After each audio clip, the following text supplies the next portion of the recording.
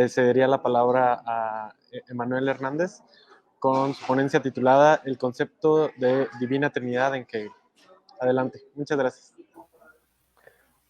Muchas gracias, Jorge. Antes que nada, quisiera agradecer a Fernando Huesca y a Zaida Olvera por permitirme estar en este espacio y compartir con ustedes este pequeño texto, esta ponencia que intenta recuperar en la medida de lo posible la recuperación que hace Hegel del concepto de Divina Trinidad y en específico partiendo de uno de los textos que regularmente pasan desapercibidos de la obra de Hegel, que es su Historia de Jesús. Bueno, el título de este pequeño ensayo es Hegel y el concepto de la Divina Trinidad, los fundamentos teológicos del hegelianismo temprano y su influencia futura en el sistema hegeliano. En el presente trabajo se realizará una interpretación plausible del concepto de la Divina Trinidad, como una de las influencias más importantes en los albores del nacimiento de la filosofía especulativa del joven Hegel y su posterior recuperación en la madurez filosófica del sistema. Para poder llevar a buen puerto dicha tarea, es indispensable dar cuenta originalmente de lo que a nivel general se entiende por la idea de Divina Trinidad. Partiendo desde esta primera definición del concepto, nos centraremos, en el trato que hubo de recibir por parte de la Iglesia Católica y cómo es que el propio Hegel retoma la voluntad de establecer un estudio teológico-filosófico del dogma cristiano, gracias a su formación en la tradición protestante y específicamente en el pietismo. A partir de este punto y dando cuenta de la tradición religiosa en la que nuestro autor se desenvolvió, se llevará a cabo la exégesis de distintos pasajes enmarcados en el inicio de la labor filosófica de Hegel, específicamente los dedicados a la Trinidad en la historia de Jesús. De este análisis principal se definirá una primera recuperación del concepto de la Divina Trinidad por parte de la filosofía hegeliana. Posteriormente, se presentará testimonio de su posterior influencia en la obra de madurez del autor, tomando en cuenta principalmente la lógica dialéctica de algunos pasajes de la naturaleza, o en este caso filosofía de la naturaleza, enmarcada en la Enciclopedia de las Ciencias Filosóficas. Por último, se hará una síntesis de ambas posturas y se buscará señalar puntualmente la conservación y la transformación del concepto de Divina Trinidad en el sistema filosófico hegeliano. Muy bien. A pesar de lo que se puede llegar a creer comúnmente en relación a la aceptación de la Divina Trinidad en el mundo cristiano, sobre todo en el dogma de la Iglesia Católica contemporánea y en la Iglesia Ortodoxa de Oriente, el definir la identidad triádica de Dios o su naturaleza dividida y unificada en Dios Padre, Dios Hijo y Espíritu Santo ha hecho correr una cantidad significativa de tinta y también ha sido el motivo de una variedad de disputas religiosas al interior del seno de la ecúmene católica y cristiana. En este sentido, la cristiandad ha intentado dar cuenta de la personificación de Dios en tres personas, a la vez idénticas y distintas entre sí, convirtiendo a la Trinidad en una génosis, unidad divina indeterminada, desde prácticamente el inicio del culto hacia la figura de Cristo y su posterior unificación como Iglesia. Testimonio fehaciente de ello fueron las disputas respecto al dogma de la Divina Trinidad y la divinidad de Jesús, y su relación con la figura del Espíritu Santo y Dios Padre. Partiendo de lo anterior, el primer concilio ecuménico de Constantinopla, celebrado en el año 381 después de Cristo y convocada por el emperador Teodosio I, intenta, entre la diversidad de tópicos a tratar, recuperar el dogma de la cristiandad de la identidad triádica de Dios, es decir, garantizar la naturaleza divina de las otras dos partes que la conforman, Jesús y el Espíritu Santo. Es directamente desde aquí que surge el credo que comúnmente se lee o declama durante la celebración de la misa católica y que alguna vez hemos tenido la oportunidad de recitar, escuchar o leer, y que a su vez conserva la estructura original del credo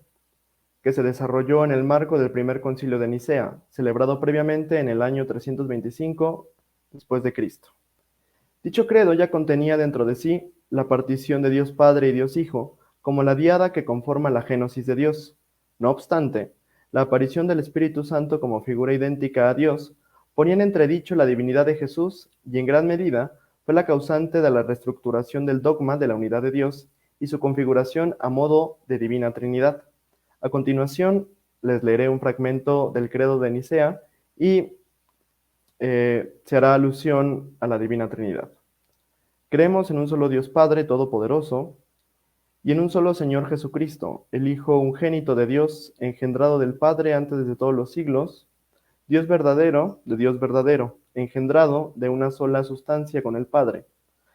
que por nosotros los hombres y por nuestra salvación bajó de los cielos y se encarnó del Espíritu Santo y de la Virgen María y se hizo hombre. Es bien sabido que hasta este credo ha perdurado hasta nuestros días. Sin embargo, la presentación actual de esta idea no basta para poder explicar su sentido real y concreto. No consigue vislumbrar desde su inmediatez la relación necesaria y unitaria entre las tres figuras que le dan forma a la Divina Trinidad. Sin embargo, ya contiene esta primera aproximación el camino que se ha de seguir si se desea comprender el sentido real de lo que ahí está representado. Dicha vía de exégesis nos remonta tanto al Antiguo como al Nuevo Testamento. En este caso, es mucho más pertinente realizar la lectura del Antiguo Testamento desde la tradición judaica. En este sentido, nos ocuparemos de leer el Tanaj, el compendio canónico de los 24 libros sagrados de la religión judía. El Tanaj, en este caso, hay que comprenderlo como también un elemento triádico, puesto que está conformado por las tres letras iniciales del alfabeto hebreo. El Tanaj contiene como una de sus secciones principales a la Torá o Pentateuco. Dentro de la Torá encontramos el libro del Génesis, que corresponde en esencia al Génesis, que se conoce como parte de las Sagradas Escrituras en el mundo cristiano. No obstante, la tradición cristiana, en su intento de recuperar la figura de Cristo, poco a poco ha ido dejando de lado las distintas acepciones de Dios y con ello las múltiples formas de nombrarlo. Como se puede leer en el inicio del Génesis, en su versión original de la Torá, Dios es nombrado como Elohim, una forma básica de nombrar a la divinidad entre los pueblos semitas. Y cito el Génesis: en el principio, Dios creó, Elohim, los cielos y la tierra. Cierro cita. Esto nos da una pauta para representar la variedad de nombres con los que será nombrado posteriormente a Dios. La variedad de estos se ha de destacar inicialmente en su contraste con la idea de Dios Padre y de Dios Hijo. En este sentido, a modo de herencia de la tradición judeocristiana, es indispensable reconocer cómo es que no solamente se le nombra Elohim en el Antiguo Testamento a Dios, sino que también es nombrado como el Elión. En este sentido, es indispensable no confundir la palabra el como pronombre o artículo masculino del español, y cito nuevamente. Melquesi Tedesec Melech, de Shalem sacó pan y vino. Él era Cohen de Elión, Elohim Altísimo. Es aquí que se nos presenta por primera vez una forma distinta de entender y comprender la relación que tiene una de las configuraciones de Dios con la Divina Trinidad, o uno de los nombres de Dios, en este caso como Elohim, el Altísimo, lo que podría comprenderse dentro del dogma de la cristiandad como Dios Padre, o en este sentido, como el Dios inmediato al que los judíos le rinden culto. El Elión o Elohim Altísimo hace referencia a la idea de un Dios que se encuentra en las alturas, uno que se nos presenta como puramente inmediato, y destaca en primer lugar la diferencia entre lo finito y lo infinito, aquel que entregó los 10 mandamientos a Moisés, representando la idea de una legalidad extrínseca que terminó por trastocar al judaísmo en una religión positiva y alejada de las necesidades concretas de su pueblo, y que pondrá en evidencia el propio Hegel, incluso ya desde su juventud, y en sus primeros textos asociados a la crítica del judaísmo, dando paso a una caracterización de una nueva positividad religiosa en la tradición cristiana. Este mismo acto de nombrar a Dios como el Altísimo y como la aparición de Dios Padre como la faz inmediata de la unidad de Dios en la Trinidad adquiere mayor fuerza al momento de contrastarlo con su contraparte enraizada en el mundo terrenal. Pero no por ello, y como lo defiende la cristiandad, despojada de su divinidad. Con el nombre de Emanuel en su versión castellanizada, podemos traducirlo directamente del hebreo al español como Dios con nosotros. Aquí es importante recalcar que el reino de Prusia, donde el propio Hegel creció, tenía como lema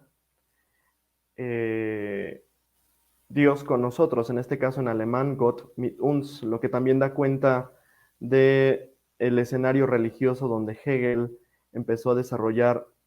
su recepción de la idea de la Divina Trinidad. Muy bien. Este ser otro y el mismo de Dios al interior de la Trinidad es conocido originalmente como el Dios con Emmanuel, exactamente, y pasa a ocupar el lugar de Dios Hijo, pues Jesús, según el dogma cristiano, es sin lugar a duda el niño mencionado por Isaías en su profecía. Y cito, por lo tanto, el Señor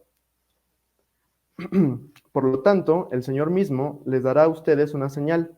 He aquí una virgen que concebirá en la matriz, dará a luz un hijo y le llamarán Emanu, aquí se debe de hacer un espacio, él, o traducido y tomando en cuenta la idea de Dios, el nombre genérico de Dios, Elohim con nosotros.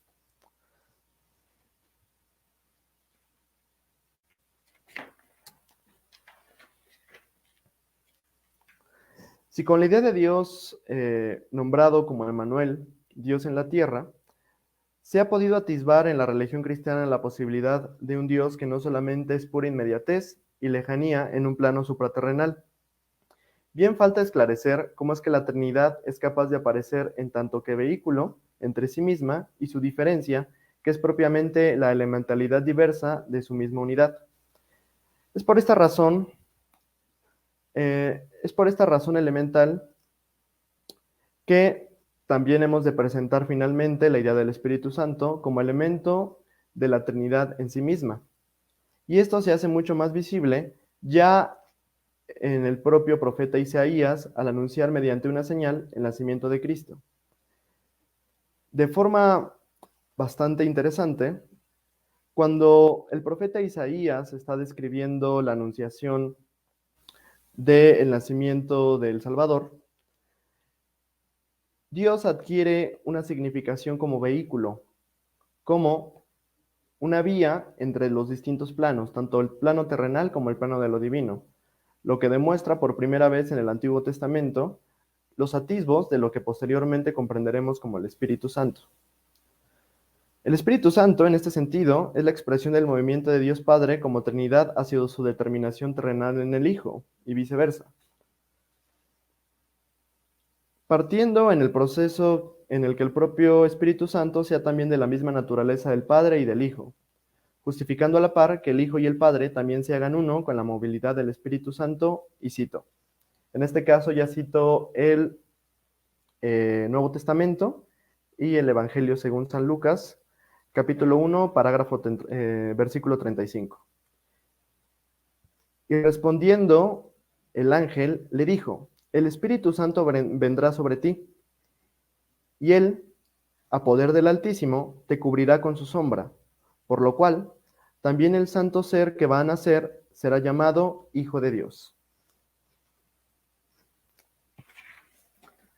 Como ya es bien sabido, Hegel desarrolló su pensamiento filosófico en el marco de la consolidación del protestantismo como religión dominante del ya en decadencia Estado prusiano.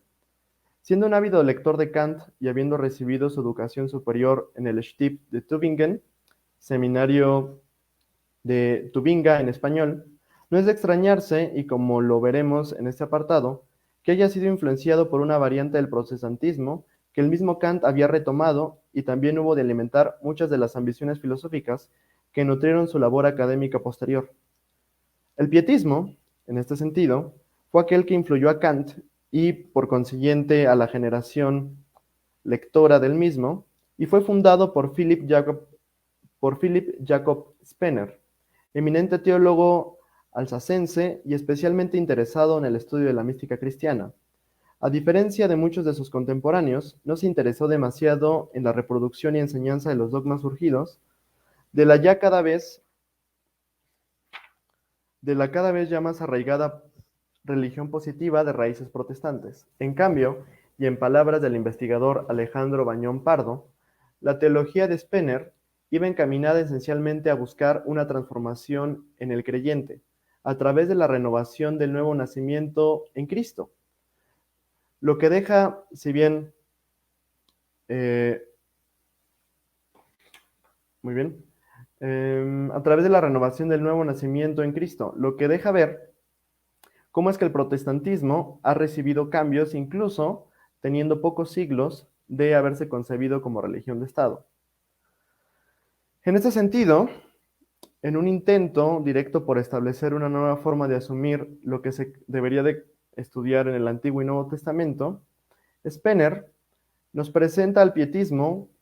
con una característica fundamental, y este no es otro que el estudio directo por parte de los feligreses de las Escrituras. Este giro de tuerca, si bien se aleja de las ambiciones de la religión racional kantiana, en el sentido en el que puede pensarse que hay una suerte de Jesús personal dependiendo de la interpretación particular de cada uno de los feligreses, sienta las bases en el observador. En este sentido, el hecho de hacer del observador un sujeto activo de la recepción de las Sagradas Escrituras sitúa el paradigma de la positividad religiosa en los albores de su posible disolución. Si bien el estudio de la Biblia era algo que el pietismo defendía como un acto de intimidad, aunque también existe la posibilidad de hacer pequeños grupos de estudio, siempre y cuando estos no afecten o entren en conflicto con terceros, la idea de que todos y cada uno de nosotros tuviésemos acceso a la idea de Jesús se presenta como un estandarte de libertad, un estandarte que nos permite dar un viraje de las leyes abramaicas y darle paso a una nueva interpretación de la Divina Trinidad en el contexto en el que Hegel se desarrolló. En este punto, Kant reconoce que el pietismo es una vía loable para encarar las necesidades de una religión racional y en este sentido cosmopolita. Si se ha de aceptar que la participación de los feligreses es indispensable para la religión y, en este sentido, contenga las voluntades del pueblo. ¿Qué mejor que considerar la racionalidad como fundamento de una voluntad universal, que pueda unificar la moralidad de los ciudadanos en pro de hacer el bien, sin importar la condición cultural, política, económica que los atraviese, obteniendo de la figura de Manuel, en este sentido Jesús, este Dios encarnado, como un ejemplo de autonomía que no se deja subyugar por la legalidad heterodoxa de las leyes mosaicas y se opone a la imagen inmediata e inaccesible del Dios judaico. Es directamente desde este posicionamiento práctico kantiano que el mismo Hegel se verá conminado a retomar el imperativo categórico, y cito rápidamente una de las últimas formulaciones del imperativo categórico. La ley moral es santa, inviolable. El hombre en verdad está bastante lejos de la santidad, pero la humanidad en su persona tiene que serle santa. En toda la creación puede que todo lo que se quiera y sobre todo lo que se tenga, de lo que se tenga algún poder, ser también empleado solo como medio. En este sentido, únicamente el hombre y con él toda criatura racional es fin en sí mismo.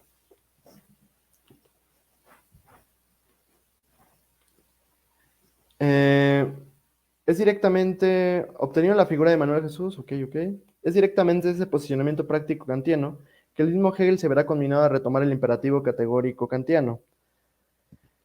y posteriormente realizar desde ahí, ya en el periodo de Berna, en su proyecto La historia de Jesús, una reinterpretación diversa de los pasajes del Nuevo Testamento, en aras de dar cuenta de la imagen de Jesús como crítico de su época. En este caso, de las costumbres de su comunidad, estableciendo con ello una nueva legalidad y manifestando en el proceso los límites de la voluntad del pueblo judío.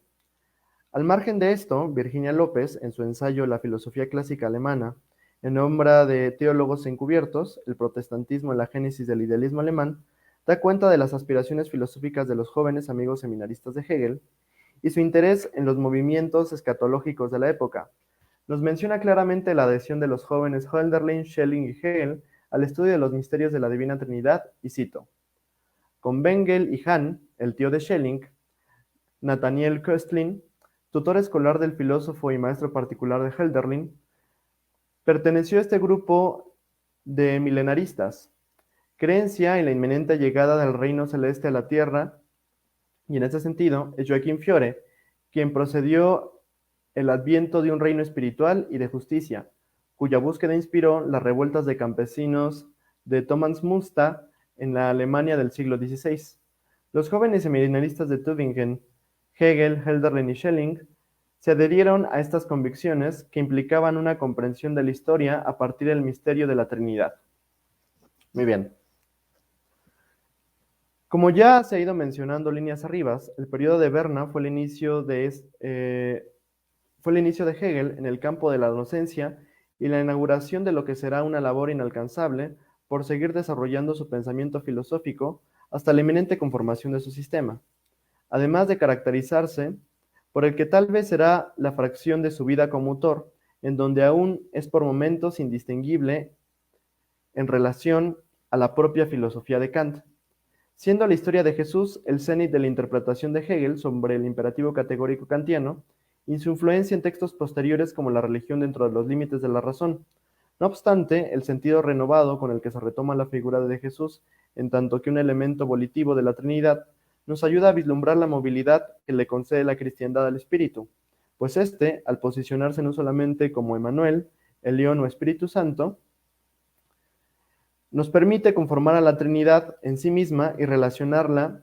siendo un otro, concepto que será habitual en la obra posterior de Hegel y es uno de los conceptos clave al momento de hacer una lectura certera de textos como la ciencia de la lógica, la enciclopedia de las ciencias filosóficas o la fenomenología del espíritu. Y cito: el espíritu representado primeramente como sustancia en el elemento puro del pensar es de este modo inmediatamente la esencia simple igual a sí misma, pero que no tiene esta significación abstracta de la esencia, sino la significación del espíritu absoluto, pero el espíritu no consiste en ser significación, lo interior, sino en ser lo real. Esta cita ya está enmarcada en el estudio directo que hace Hegel, en la historia de Jesús, y es uno de los primeros intentos lógicos que tiene Hegel durante su trayectoria por establecer una triada lógica, y en este sentido se puede apoyar, como ya se puede atisbar, una recuperación de la Divina Trinidad. En este sentido, es evidente que desde esta cita se desprenda la idea de lo que Kant ya postulará con todas sus letras en la crítica del juicio, como lo sublime matemático, en un momento en donde la razón es capaz, en su juego con la imaginación, de dar cuenta de la infinitud, pero de aquella que es inmediata y es imposible de determinar plenamente, imagen que es eminentemente cercana al Elión o Elohim, el Altísimo, en este caso el Dios inmediato judaico, y que hemos propuesto páginas atrás, que se ha caracterizado al interior de la Trinidad como Dios Padre. Habiendo hecho patente aquí la importancia de tener en cuenta la influencia del viejo Kant en el joven Hegel, es importante también señalar que en este momento Hegel ya está preocupado por la idea de inmediatez. En este sentido, la inmediatez es algo que debe de ser superado en vistas al devenir de un absoluto, no solamente inmediato y ciertamente indescriptible, sino que poco a poco se vaya caracterizando y describiendo a sí mismo, en este sentido la aparición de la subjetividad, como una de las posibles críticas esgrimidas hacia Kant y el propio Spinoza, sino también de la recuperación de la personalidad y objetividad de la divinidad. Por tanto, la esencia simple y eterna solo sería espíritu. Vuelvo a citar la historia de Jesús de Hegel. En cuanto a la palabra vacua, si se permaneciese en la representación y la expresión de la simple esencia eterna, en cuanto a la palabra vacua, si se permaneciese en la representación y la expresión de la simple esencia eterna, la esencia simple, por ser la abstracción, es de hecho lo negativo en sí mismo, y precisamente la negatividad del pensamiento, la negatividad como tal, es la esencia en sí, es decir, la diferencia absoluta de sí o su puro devenir otro. En la cita anterior se hace referencia a lo que podría interpretarse como un Espíritu Santo, ya que se está hablando de una palabra vacua para establecer esta conexión entre ambos polos. He aquí una acepción del Espíritu Santo como logos. Este logos si bien es el logos de la unidad, no pretende ocultar uno de los rasgos de la divinidad al interior de sí. Es de esta manera que al hablar del Espíritu Santo como Padre y como Hijo, es como bien lo dice Hegel, su ser otro. Es precisamente cuando la Trinidad está íntegramente reunida que se puede decir, como en el credo de Nicea, luz de luz, en referencia a la revelación de la plenitud de la unidad divina, génosis.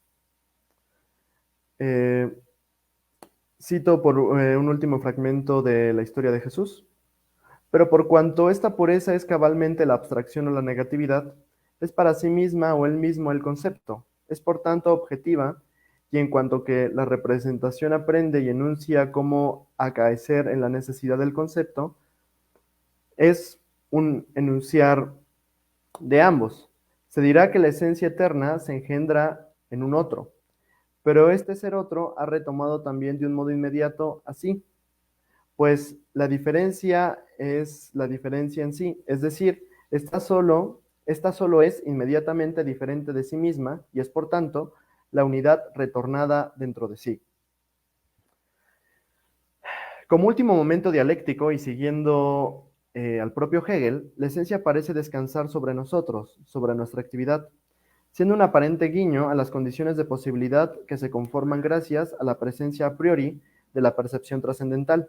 No obstante, la idea de que el concepto es para nosotros, no obstante, la idea de que el concepto es para nosotros mismos, da cuenta del único de los tres elementos de la Trinidad que no había sido nombrado con todas sus letras, es decir, Dios Hijo o Emmanuel, Dios con nosotros. Tal que el proceso de la negatividad que ha ido describiendo el desenvolvimiento de la unidad en sus tres momentos, se sabe subjetividad activa y a la vez habitando en su otredad,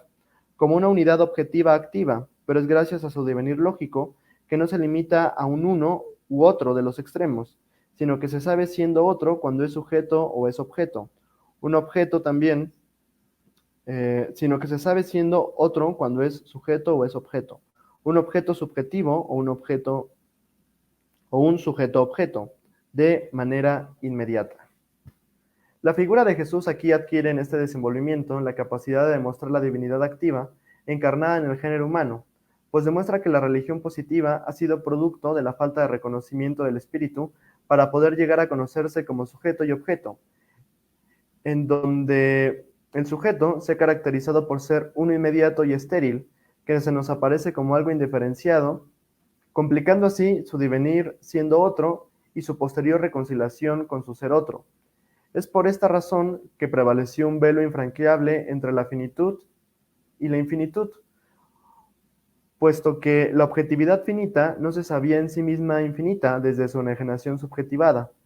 ni la subjetividad podía hacer valer su condición como infinitud al momento de desconocer su despliegue en la finitud objetiva, es decir, como materialidad del concepto. Finalmente, y para ir cerrando, me gustaría perfilar lo referente a la recuperación de la Divina Trinidad en la filosofía de madurez de Hegel, pero en este sentido vamos a dejar rápidamente a un lado lo referente a la ciencia de la lógica y iremos directamente a la filosofía de la naturaleza de Hegel, desarrollada en la Enciclopedia de las Ciencias Filosóficas. Teniendo en cuenta lo que se acaba de describir en la sección dedicada a la historia de Jesús, es reconocible aquí una dialéctica inconclusa o inacabada. Esto en la medida que los elementos que conforman a la unidad dialéctica parecen escindidos entre sí antes de su primer contacto o relación. Si bien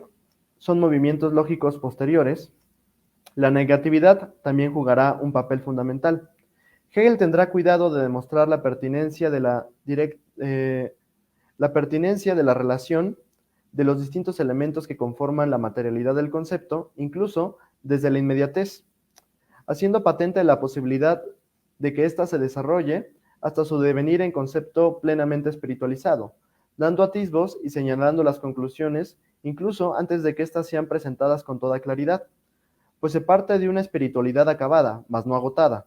que se demuestra así como una forma y fin. Para muestra, qué mejor que la lectura directa de la idea de naturaleza en la Enciclopedia de las Ciencias Filosóficas, y cito a Hegel. La naturaleza ha resultado como la idea en la forma del ser otro, ya que la idea es así como lo negativo de sí misma o exterior a sí. Resulta, por tanto, que la naturaleza no es sólo relativamente exterior frente a esta idea y frente a la existencia subjetiva de ella misma en el espíritu, sino que la exterioridad constituye la determinación en que está, la idea como naturaleza. En la sección del parágrafo que se acaba de citar, Hegel ya es capaz de darle a la naturaleza un lugar en el espíritu y justificarlo hábilmente desde la consideración que en la que ésta ya está contenida como forma de una idea, que parte directamente de la ulterioridad del espíritu, pero que aún conserva su parentesco con y como espíritu, sin dejar de lado su peculiaridad al estar frente a una idea que se desconoce como subjetividad y que, sin embargo, ya es en la subjetividad, en su ser otro. Lo anterior ya establece la posibilidad inicial de la unidad, de reconciliar la naturaleza con su idealidad y llegar a ser plenamente espiritual. Si bien aquí no ha aparecido explícitamente el concepto de Divina Trinidad, nos puede ser sencillo determinar que ya la misma concepción de esta se encuentra en los momentos fundamentales del movimiento lógico del espíritu, a saber, la inmediatez Dios Padre, el proceso de reunión del concepto o la idea consigo misma de su ser y su ser otro, Espíritu Santo, hasta llegar a reconocerse en la materialidad de la idea, Dios Hijo. En conclusión, podemos reconocer que la idea de la Divina Trinidad ha jugado dentro de la filosofía hegeliana un papel importante en la concreción lógica del sistema y, derivado de ello, una relación íntima respecto a las múltiples aplicaciones que tiene esta dentro de la filosofía hegeliana, no solamente siendo un mero rescoldo del pasado romántico y teológico de Hegel, sino una herramienta que ha prevalecido en el seno de su filosofía. Muchas gracias.